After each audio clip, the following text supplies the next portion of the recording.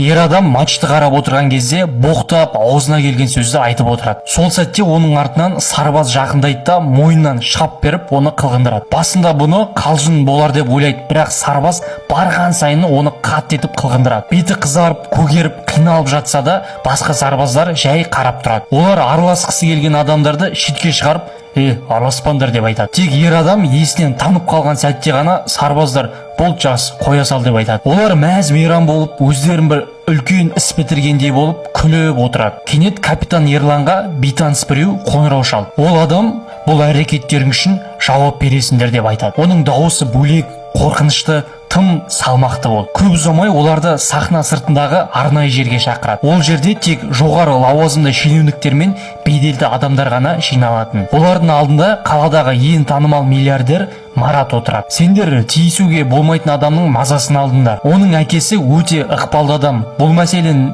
тездетіп шешпесеңдер, бір-ақ сәтте көздеріңді жойып жібереді деп айтады. Ергіп отырған сарбаздар бір сәтте ақ өздерінің сабаларына келеді. Бұл тек жай әзіл ғой, бәріміз тек көңілімізді көтердік деп ақталғысы келеді. Бірақ бұл сылтауға ешкім сенбейді. Дегенмен сарбаздардың артында да мықты тірек бар еді. Ол телефон алады да өзінің ағашқысына звондады. Ол адам талай соғыста жеңіске жеткен ірі генерал Асқар болатын. Ол Маратты осы ағашқысымен қорқытамын деп ойлады. Бірақ Марат бұл түк емес деді. Бір сәтте шымылдық ашылып, матчты тамашалап отырған президент Нұрсұлтан келеді. Ал сол сәтте сарбаздар аң-таң болып қалады. Президент, мен қақтығыстың болғанын қаламаймын. Bir жақта ықпалды миллиардер, екінші жақта елге қызмет етіп жүрген сарбаздар. Сендер біраз ойланыңдар, осы сәтті тоқтатып достасыңдар деп айтады. Сарбаздар келіседі де бағанағы жігіттен кешірім сұрамақ болады. Бірақ